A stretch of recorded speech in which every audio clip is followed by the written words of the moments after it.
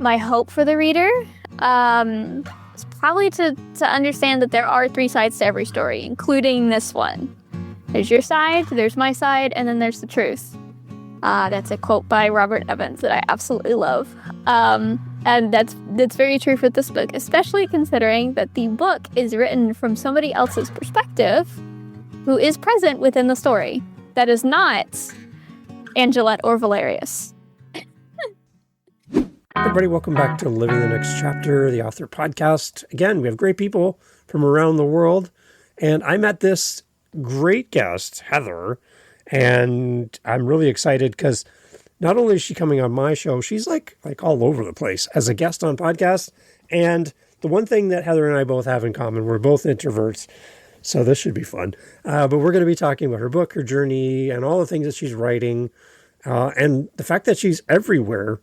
I'm thrilled, and I'm a little curious on how she's doing this. So I'm excited to have her here. Heather, welcome to the show. Yes, thank you for having me. I'm super excited. Come on, you're like everywhere. And then I'm like, I get to have time with you, so I'm thrilled.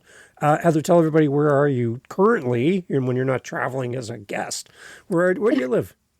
I live in Tennessee. I'm trying to keep my city location private as much as I can because I like to try to separate work and life. Nice. That's good. So Tennessee, like born and raised in Tennessee? Yes, born and raised. Good. Nice. Excellent. Okay. What's one thing about Tennessee as a state that you would say, oh, if you haven't been to Tennessee yet, you should definitely come? What would you say to a new person coming to your part of the world?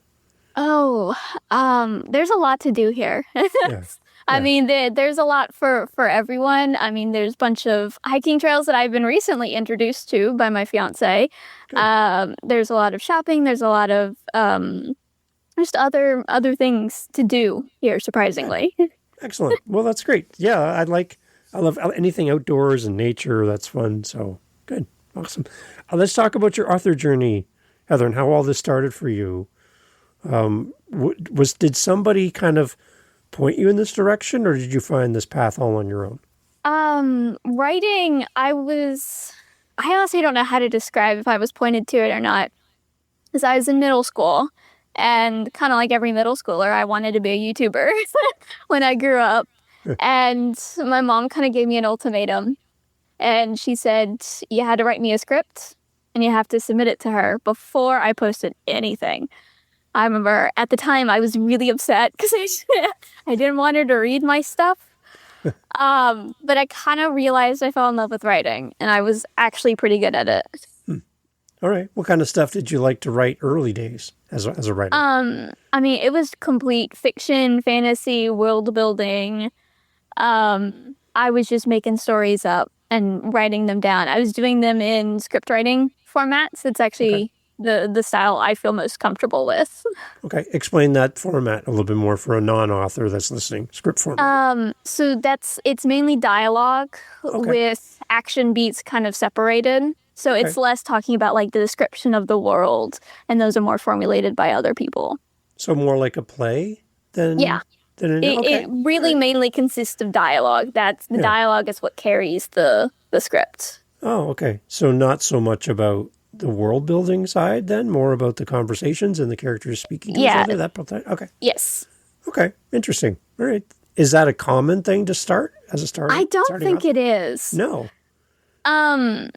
Because from what I've seen, there's not a lot of people who go from screenwriting to book writing. Right. Like I know when I started that transition, my hardest part about that transition was the descriptions. Mm-hmm. Actually having to describe the world and the characters and the settings and locations. That was really difficult for me. So how did you learn how to do that then? Practice, time. Yeah. I thankfully was in college at the time, so I could use a lot of class critiques and classmates to be able to help me go, okay, how do I better formulate words to describe things? All right. So, Heather, we have a lot of people listening to the show as authors, and they're at the beginning stage where you were at one point. They've come to the podcast because hearing another author share their journey can really help them as they listen to our conversation today. So if you could have time with a new author, early days, just starting out, They don't know what's ahead for them. What kind of words of wisdom or support could you give to somebody listening so that we can kind of help them start in a good way as a writer? Yeah, one piece of advice I'd probably honestly would give to new writers: don't give up before you started trying. Because I had that mentality right before I started, because I heard throughout college you'll get 100 no's before you get a yes. And that killed my motivation, that killed my desire to want to even submit anything, because in my head I said, if I'm going to get a no anyway, what's the point? This should just stay a hobby. And I gave up before I tried, and I managed to get the right connections and just flew through it. Okay. What about the whole idea about just balancing life and writing? Is there any kind of tips that you have for the idea that you still have to work, you still have to go to school, you still have responsibilities, you got relationships, and then you have writing? How do you cram all that into your life at once? I mean, I just find time. I don't necessarily carve out a specific section. So for me, because that's not how I work, I can't go at 10 o'clock every day, I'm going to carve out 10 minutes and write.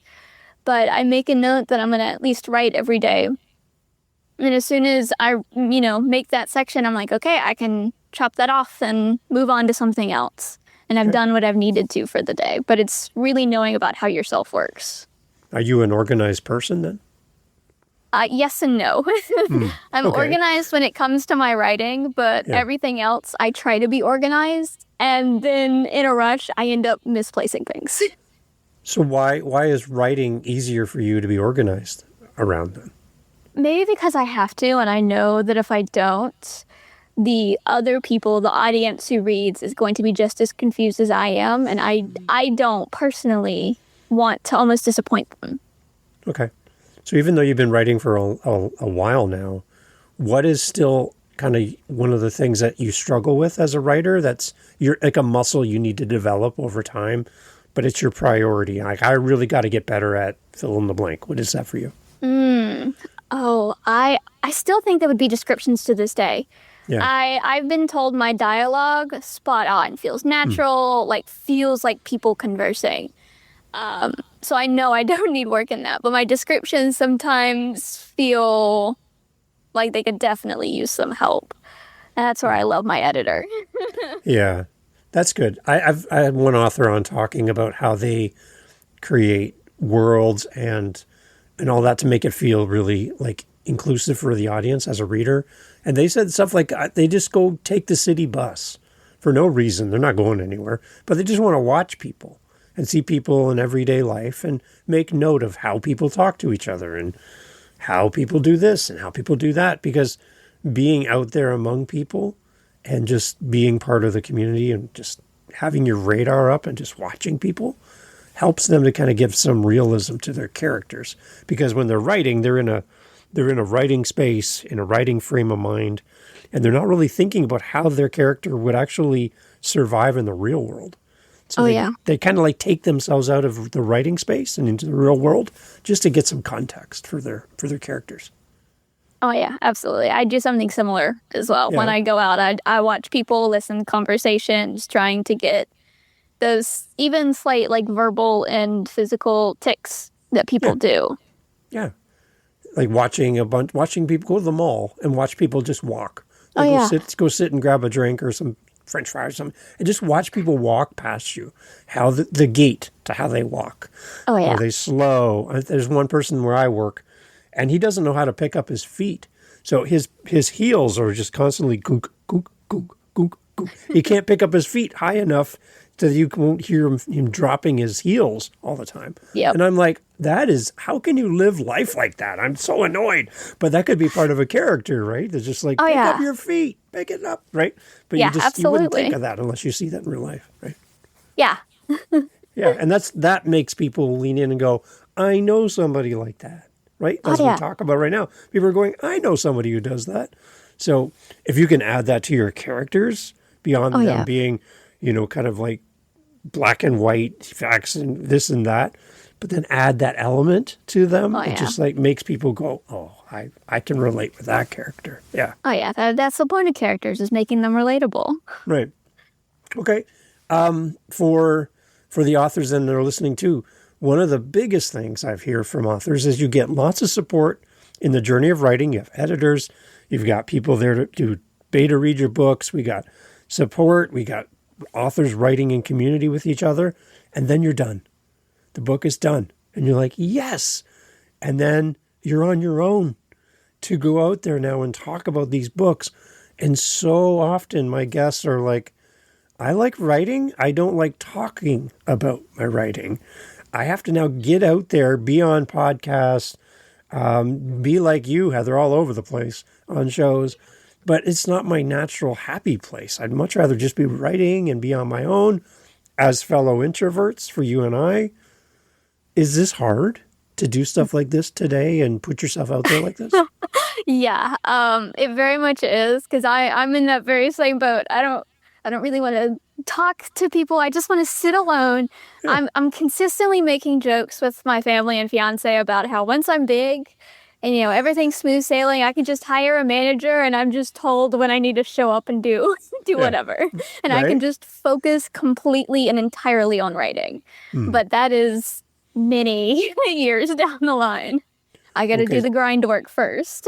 So there's an introverted author who's getting close to the release of their book and they're dreading doing this. Even though I'm a nice guy and I'd like to have you on my show, they're dreading the idea of getting out there and promoting their book, live reads, book signings, going to a fall market and setting up a table and talking to strangers about my book. Oh my gosh, who wants to do that?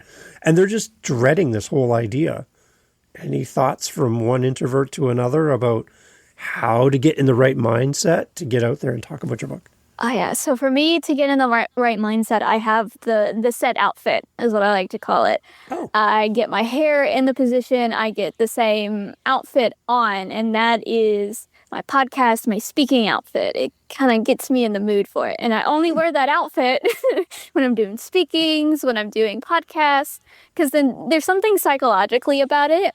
Yeah. That you start associating that outfit with those times. So then when you put it on, okay, it's go time. It also helps as soon as you get the first podcast done. Right. Yes. So it's kind of like getting there. It's kind of like a uniform almost, Yeah. right? Like a police Absolutely. Police officer puts on a uniform. Now they're a police officer. And without the uniform, you're like, I wouldn't even know. Yeah. A firefighter, a doctor, everyone. They put on, it's like you're putting on, okay, now I'm doing this. And in this moment, I'm almost a different person or a different version of me. Maybe a little bit more animated than normal, which is exhausting. But yeah, that's what I do in podcasting because I'm an introvert. I love being on my own. So when I have to come and talk to great people like you, and I say have to, but I want to, I have to kind of turn up my little Dave dial just a little bit to be a little bit more Dave than I normally am. Oh, yeah. But yeah, it can be exhausting. So my encouragement for anybody that's dealing with kind of your introverted side and public-facing promotion is give yourself some downtime after, just to kind of recharge the batteries, right? You've given and given and given. You put yourself out there in a unique way that's hard in the moment, but just give yourself some grace and give yourself some downtime after, right? Yeah, absolutely. And once you get past that first one, it's a whole lot easier. Yeah. After that, it's at first, for me, it was more of the unknown.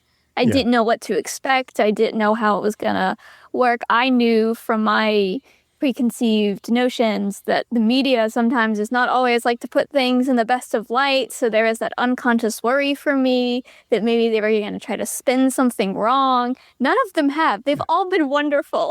Good. But there is that unconscious worry that something was going to go wrong.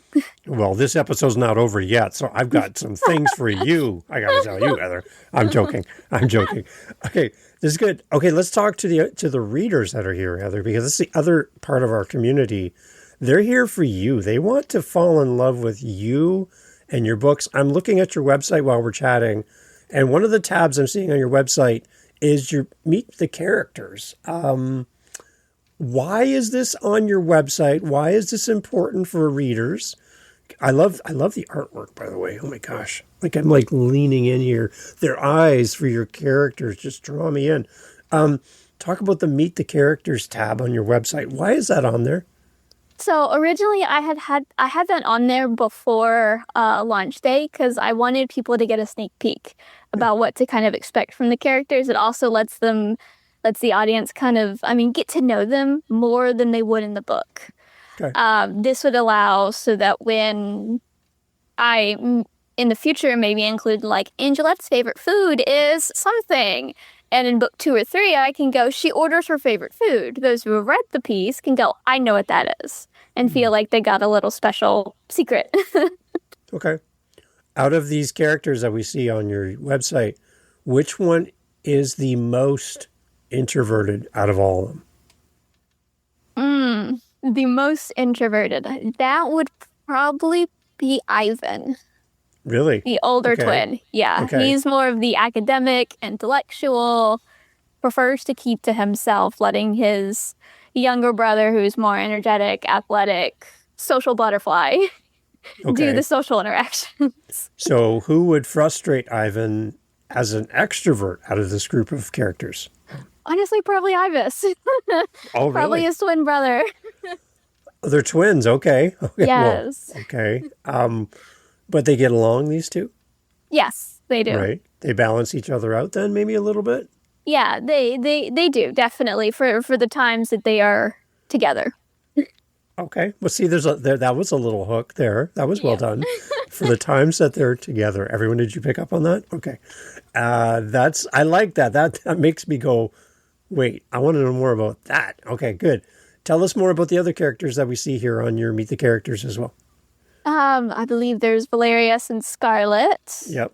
Main antagonist is Valerius. Scarlet's his wife. Oh, okay. She becomes kind of estranged from the family for a little bit. That's the best word to put it. Mhm. And she goes missing. Doesn't contact the family for a little bit for unknown reasons. I like how you're talking in code. This is great. I'm not telling you anything, but I'm telling you something at the same time. You Yeah. gotta read the book. Right. Yeah. I like how And you're doing then, this. and then there's Angelette, the main protagonist. She's just attempting to live life and, well, finding out that her father's not everything he's chalked up to be. So out of these characters, who do you feel most attracted to? Like in the sense that they'd be a great friend, a great ally, someone you would hang out with in a drop of a hat. You'd be like, I got to hang out with this person. Who Probably do you feel most Angelette. aligned with? Really? Okay. Angelette, yeah. Angelette's the kind of person who knows how to play and get along with others, but is also cautious and paranoid to the point where if she sees something wrong, she's gonna figure out how to subtly tell everyone something's wrong. Okay. What else about her character do we need to know as readers that maybe is not evident right away, but we're going to learn through reading? Is there certain character elements that you really are really important to her? She is very emotionally intelligent. She Okay. sees things. She is observant, despite the fact that she is young at the beginning of the book. Okay. There is wording choices that Angelette uses that I'm honestly a little proud of, that I haven't seen anyone pick up. So I will be interested to see if someone picks it up. Okay. That's some homework for everyone. I like that. Yes. Okay. What else about her just draws you to her as a character for your book? She is very stubborn and steadfast. She knows when something is wrong. Of course, this first book is her discovering what she wants to do. Okay. But deep down, there is that part of her that knows it's wrong, that knows between right and wrong. Okay, now this is a non-author question, so please mind my lack of knowledge here in asking this. I've created 3 humans with my wife Jen, and along with my wife had the honor to name these humans. So we have 3 children. We pick some great names. We love it. So I know how to name a human, but how do you name a character? Like what elements go into your mind when you're creating these characters to give them the names that they have? Because there's got to be some, you're not just throwing a dart at a dartboard going, I don't know, I'll call him Bob. But no, you actually have names and there's meaning. What are you doing as an author? Because I don't know the answer to this. Yeah. What do you do as an author to create these names? Because that's part of their identity, right? Yeah, absolutely. And some of that is very intentional. Some of it is very much throwing darts at a dartboard. Really? Okay. Okay. Yeah.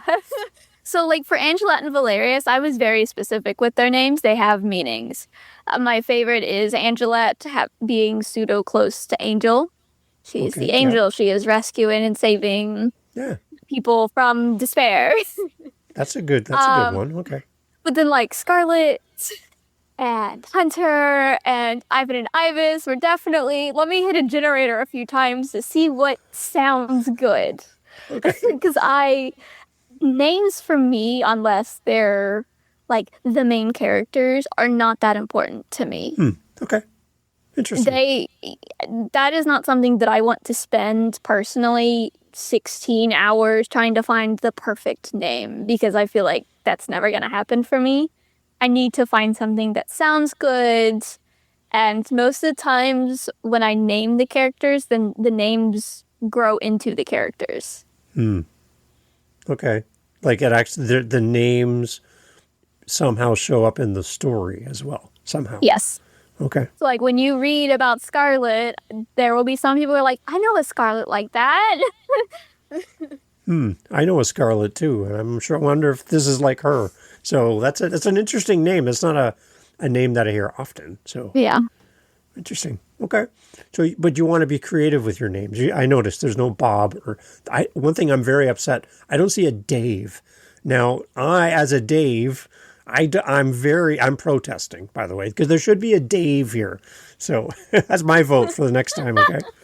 I'll make sure there's a Dave in there. A Dave podcaster somehow shows up in your story somewhere. Okay. All right. That I'll know right on the nose. I'll know that might be me. So anyways. All right. Absolutely. Talk about the world that you're building now with these characters. It's one thing to have characters. We talked about that, but you got to put them somewhere. Where are we? Are we in the future, the present, the past, a different planet? Like, where are we with these characters? Yeah, so it's somewhere kind of in between future and present. Okay. Definitely modern. The main city, Libertas, is actually based on places like Chicago and New York. Big city, skyscrapers everywhere. Very, very large. Okay. Modern. Best way I can describe it. Yeah. But it's also got a mix of magical realism. So there are some things that are in modern, so like security cameras, but there's also enhanced security cameras that have been laced with magic, so they do a little bit extra. Wow. Okay. I like that. And I can tell from the artwork too that the landscape and the backdrop of your characters have there's a reason why. You know, Angelique is on top of a building, it looks like, and you can see the lights behind her and all of that. So that's part of it as well. Some cues. Yes. Okay. Absolutely, yeah. The Arabella family lives in one of the very few penthouses in the entire city of Libertas. Oh, la-di-da, right? Yep. Wow. They're on top of the world, literally. So is money not a problem for these people? Oh, then? for the Arabella family, absolutely not. Money is of no problem. So that's directly from your life then, because you're loaded, right? Is that what you're doing? Is that what? Definitely loaded. Definitely, I'm not struggling with student loans. No, not at all. No, okay. Definitely not. Why is it important to put them in that context with money not being a problem? Is that key to the story without giving too much away? Yes. So it brings about another moral dilemma that will be seen later in books. It's that she has been seen next to the dictator. She has been seen next to the one that the people have seen is oppressing them. So why should she be given the opportunity to, quote unquote, repent? Okay. You know, it's one of those, because she's been given everything, what right does she have to complain about where she's been, with the people not realizing she's basically walking on eggshells every single day for her entire life. So a little bit of social injustice maybe in the story? Okay. Yeah. All right. Why is that important to you as an author to kind of go down that path? It's more of just what the story kind of went into. Okay. I I was really worried when I wrote this because there's a lot of like political intrigue and social justice. I'm like, I just wanted a story about a young girl overthrowing her father. There wasn't really much more deeper thoughts into like the political landscape, the social justice, because I mean, when you're overthrowing your political leader father, Yeah. the politics and social justice kind of just fall into it. Okay.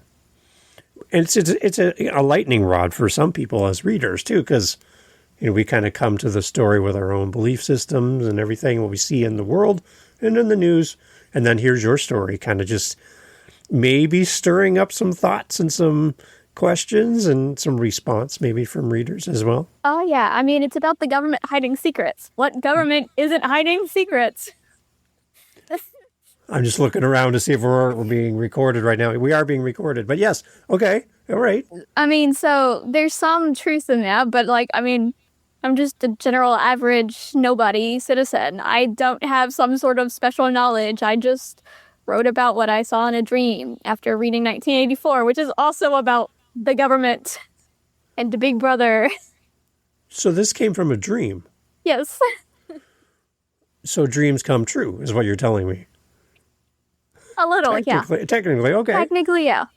When did the dream happen for you? I was in high school. We had just finished reading 1984 by George Orwell. Yeah. And then I had a dream about a young girl overthrowing a dictator who was hiding magic from the people. And it's the story. So you've lived with this story for a while then. Oh, yeah. So many renditions. Wow. Fun fact, actually, the first ever version of this story was written on October 6th. Like 2013. Really? Wow. 2014. It was like sometime. I'd have to go back and look and see when the draft says, but it was sometime. Really? But I was like, that is so funny that it was written almost nearly exactly X amount of years before it had gotten published. To the date. To the date. Yeah, it was October 7th that it was published, so. That's really interesting. Okay. Full circle. What does it feel like then as an author to kind of have a dream, start writing, and then see it come all the way to this point where as readers we can now come and be a part of the dream and part of the story? There's got to become some kind of like feeling of like a finish line moment, or I've completed this thing. Like, what does that feel like to actually get this done? Surreal and almost a little painful. Yeah. Yeah. Sad, maybe even a little bit of sad because it's done. Not that it's done, because this is part of a series. Yeah. So I still got 3 more books. I'll probably feel sad when the series is finished. Okay, all right. But I feel like I've just begun the like uphill climb up the mountain. I'm just starting, dipping my toes into the water 20 minutes into the trek. Yeah. Okay. So would there be 4 books in the series total then? Is that right? Yes. Okay. Yes, 4 books. What's timelines? Do you have timelines for the other books as far as your kind of your working process of when you want these things to come out? Yes. So the plan is book 2 has been signed for. Contract is in the works, is done. It should come out within a year if things go according to schedule. So October 2026. Okay. And then I had been in talk with Morgan James about potentially having 3 and 4 coming out on a 9-month schedule. Okay. So they'll be a lot quicker and people will be a lot happy with the quick release because they're not going to like how I end the books. Oh, no. Now everybody's like, oh, no. I have planned endings and I am just like the rest of the readers. I hate it when writers do cliffhangers on the end of their books. But as a writer, I understand why. It's to get us to buy the next book, to continue the series. Yeah. And I want that too. I want you to continue reading the series. If it's resolved at the end of book 1, you won't want to keep reading. When did you know this would be a multi-series book? Probably when I started writing the outline. Because originally I was like, I could try to make this one book, and then I wrote the outline, and I was like, this has to be split. And I was talking with David Hancock, the founder of Morgan James, and he was like, trilogies usually do really well for first-time authors. And I was like, okay, I think I could do a trilogy. And I set up the outline to be a trilogy. Book 1 got done. I started the secondary outline for book 2. I got to chapter 45 out of 51, and I was at 80,000 words Ooh, already. That's ooh. nearly double the first book. And I went to him and I was like, look, I think I'm going to have to split it. What's your opinion from a professional standpoint? Should I split it? He was like, yeah, you're basically double. You're probably going to get to like 120 words by the Yeah. time you're ending. That's a little too big, but still doable. And I was like, all right, let's split it. So it had to get cut down the middle. So what, a trilogy I know. What's a 4-book series called? Is there a name for that? I don't, Forogy? I have no clue. Quadogy? I don't know what that is. I don't know either. I just keep calling it a 4-book series. Okay, that's easy. Let's do that. All right. Yeah, let's not make up new words. Okay, that's exciting. Let's talk more about the story specifically then. What haven't we covered for a reader? I'm envisioning somebody having your book in their hands for the first time. They're about to start reading. You bust in the door and go, wait a minute. Before you read this, you got to know ... because you want the reader to get the best experience right out of the gate, right? And you're like, oh my gosh, you bought my book. So there's kind of two things going on at the same time. Yeah. But the person's going to read, they're going to be like, why are you in my house? That's probably the first question they're going to ask. But the second one is, tell me about your book. What else have we not talked about this story that's just going to pull people in? What's your intent? What's your hope for the reader? Come on. My hope for the reader, Yeah.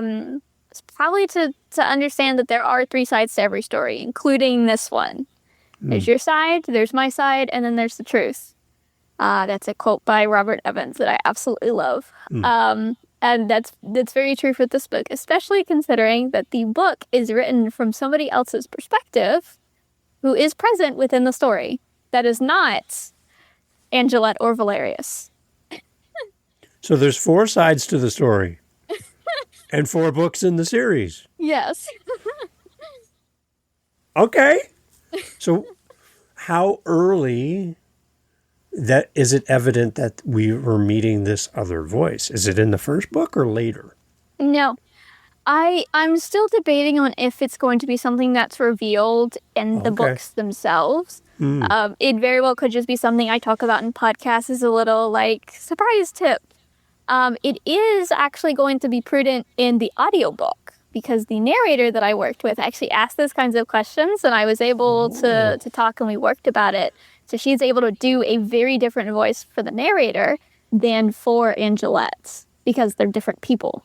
So there's someone guiding us in the story as well, then, through as a narrator. Yes. Oh, interesting.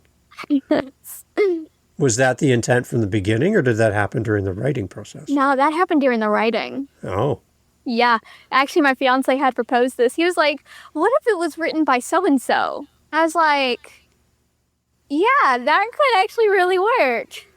well, the one thing your fiance has in common is proposing things. So Yeah. you guys are getting married. That's a proposal, and proposing ideas for your book. That's yeah. that's a good combo. He's got that going on. That's great. I love that. It's great. So all right. So we're gonna have a different voice in our head. What about the audiobook then? How much direction do you give to somebody in an audiobook format? Do you just give them the book and let them do what they want, or do you have some sort of parameters? You said you spoke with them, right? Yes. So with actually what we did is we had a little interview beforehand. I got to talk and interview a bunch of narrators who were all fantastic. It was Yeah. honestly a little difficult to decide who I was going to choose, but I did have set criterias of they needed to be able to do a child's voice because Angelette is 10 at the beginning of the book and then goes to 13, 15 for the end of the book and the rest of the series. So they needed to be able to fluctuate with that voice. Also, with it being a main female narrated voice, I needed to make sure that they could do a variety of male voices that felt different and didn't, feel like it was the same person talking. Right. How do you secure a voice for future books that aren't even written yet? Like, how do you maintain that relationship with a voice actor? Because I would think you'd want to have some consistency between book to book to book, that Oh, it's yeah. not a completely different voice for book two, and you're like, wait a minute, this doesn't sound like the character at all. So how do you like, do you have that conversation saying, I'm working on multiple projects and I'd like to keep you in my world as a voice actor? How does that conversation go? Oh, yeah. 'Cause So I have no actually for idea. us, that was actually written into the contract. So I Okay. got a little bit of a discount keeping her for all 4 books. Oh, good. So she's guaranteed to get the rest of my projects for this series. And depending on how well this hits off, I might keep her for the rest of all of my books Wow. if it fits well. Okay. But yeah, she's guaranteed. It's usually talked about in the contract beforehand because Okay. usually by the end of the first book, you know if it's going to be more than one and if you want to keep it. And I can't imagine any narrators declining a continuation of a project No. unless there's existential circumstances. Yeah. I mean, it's Okay. work. Who's going to reject work? Is the audiobook done or is it still in process? It is still in process. Okay. I was really lucky because I wanted it to be super immersive. So my audio team is actually working to add in extra like little noises and sound effects into the book. So when you hear like it says like the rain's falling, you actually hear a little bit of rain falling Yeah. Nice. in the book. So you feel immersed into it, which I absolutely am going to love. Wow. Okay. That's amazing. So is there a release date in mind for the audiobook as well? Not yet. I was just told a few months. Not putting pressure on them. It's not the biggest deal. Yeah. The book's out, ebook's out. I've done what I can. Yeah. As a reader, I like an audiobook and the actual physical copy of the book. Oh, 'Cause yeah. I can listen and read at the same time. More of my senses involved.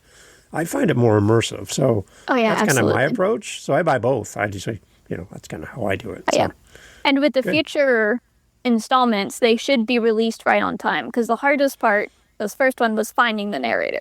Now that we have her, I can say, hey, book 2, fully done, fully edited. It's been done here. Get it recorded. Let's do the things. Let's make sure it's ready to push out by the print date. do you have to listen to the audiobook before it's released to make sure it's what Yes. you wanted complete? Yes. Oh, okay. I listen to it, and then I also send it to my fiance and his mother, who also really loves to read, just so I can get multiple things, because there are some things that like they'll catch that I didn't, because it sounded Yeah. fine to me, but they're like, this kind of sounded a little weird. Yeah. Okay. And then you can have updates. All right. That'd be interesting because you wouldn't want it to go out and there's a chunk missing of the story or something's wrong. You're like, wait, what happened here? So yeah, good. All right. See, now I'm learning a lot from you. This is really, really good. I like this. Let's talk about your website because I do want to ask you a question here to end off together, but send people to your website. Where should we go to see more about these characters, more about following you? There's lots of links to your X and Instagram, LinkedIn, YouTube. Everything's here for everyone to come follow you. But tell us more about your website. I mean, I don't really know what else there is to say about Yeah. I try to keep posted with where I'm going to be when I've got events going on. I mean, if people want to absolutely reach out to me, there is an email online if you want me to speak on the podcasts or Good. come talk. I can also schedule something. Instagram and Facebook is where I'm really active. Okay. All right. And we can sign up occasionally, for email newsletters as well yes, with you? absolutely. Okay. And I'll occasionally also be updating the character lists for more important characters that'll come later on. Oh, so So- there's more to come. More I to like come. this. I like it. Okay. So you mentioned that your audio narrator might be with you for future projects. Do you see yourself writing a lot in the future? Or do you have any kind of ideas that you're kind of thinking about for the future after this series is all done? Like, I'm living the next chapter is the name of the show. So how are you living your next chapter? Oh, yes, absolutely. So one thing David had said to me when I got started, and he said, always have your next 3 books planned. And I looked Wow. at him and I thought, I'll do you one better. I'll have the next 3 series planned. So I went ahead and went, this is going to be the series 2. This is going to be series 3. This will be series 4. So I've already got in my head what I'm doing. My fiance is helping me with series 2 because that is complete fantasy, magical, like full depth, full world building, exploration. So I need help. He's doing the maps, he's doing a lot of the culture generation stuff for it to help so that I can focus on this first series right now. But then I can come into it very easy when I'm done. Okay. Being around a writer can be contagious. Do you think he'll ever decide to start writing on his own as well while he Oh no, watches you? absolutely not. No? Okay, all right, No, okay. no, no. He loves creating. We run a D&D campaign. He's the Okay. DM. Oh, The ultimate dream at some point was to see if we could have a streaming campaign. We streamed one of our campaigns, but probably with both of our jobs, it might not be realistic. So it might always just be a pipe dream. okay. All right. But he sounds like a very creative person, and it's Oh, nice to have yes. somebody on your side that not only Absolutely. loves what you do, but also loves you as well. That's a great combo. So Oh yeah, which is really weird because he is very much he's an engineer, so he is very much in the math, statistics side, the science. yeah. It's a great combo between the two Oh, of yeah. you. Awesome. So, okay, my ask of you is to keep us in mind as you do future projects. I know the audience that listens to the show loves to get updates from past guests on new things you're working on. So if and when your next thing comes out, I mean, if in the sense that you're available, I'd love for you to come back and give us updates in the future as you release new books coming in the series, because I know the audience would love to reconnect with you. So keep us in mind, okay? Oh yeah, absolutely. I mean, at the moment right now, I just got finished with a potential pilot episode for a series, for a TV series for this. So we'll see if that takes me somewhere. TV series? Come on. Yeah. Wow. We'll see if it takes me somewhere. And if it does, I'll be right back here. Okay. Well, we'll definitely celebrate with you on that. That's amazing. Good job. Awesome. Thank you. Heather, thank you so much for doing this. Thank you for making time out of your busy day. I know you got lots of podcasters chasing you. Lots of great opportunities. Congratulations Thank you. on your Yeah. journey and how your dream is literally coming true as you write. So thank you so much for doing this. Really appreciate it. Yeah, it's absolutely no problem. I really enjoy talking. Yeah, well, yeah, you're great at this, and I can see why people want you on their show, why I wanted you on my show. So thank you so much for making time for us, Heather. Appreciate it. Yeah, it's no problem. Excellent. Everyone, thank you for listening, and thank you for being here. Go and check the links to Heather's website. Go and buy. There's links right there to buy the books. When you buy, wherever you buy, leave a review. Tell somebody about Heather and what she's doing and what she's writing, and fall in love with these characters. And there's a lot of little hints and a lot of little Easter eggs that Heather's been throwing at you this entire time she's been talking. You got some homework to do to go find these things. So when you find these Easter eggs, reach out to Heather. Say, I found it. It's on page 38. I just made that number up. But tell her that you found it. I think that would be really fun conversation. So everyone listening, all the links in the show notes as always. Go support amazing authors like Heather. Heather, thank you so much. Yeah, thank you. Hey, thank you so much again for pressing play. As you've heard, great guests on the show. And one thing you didn't hear in this conversation is what? What did you not hear? Think about it for a second. That's right. Not a single solitary commercial for a mattress or a supplement or a whatever you call it. No. Why? Because we don't want to break up the conversation with commercials. So the fact that you're still here means that you are a fan of the show, I'm assuming. So if you want to help to keep the podcast going and to make me feel really happy, all I really care about is coffee, okay? I just got to be honest. I love coffee. I'm drinking one right now. It's starting to get cold. I need to warm it up. Helping us with our Buy Me a Coffee link over at livingthenextchapter.com and also in the show notes helps kind of keep the lights on around here. Remember, I'm doing this for free. I'm paying for everything. So I would love to have a little coffee donation, even $5 kind of fills up my cup.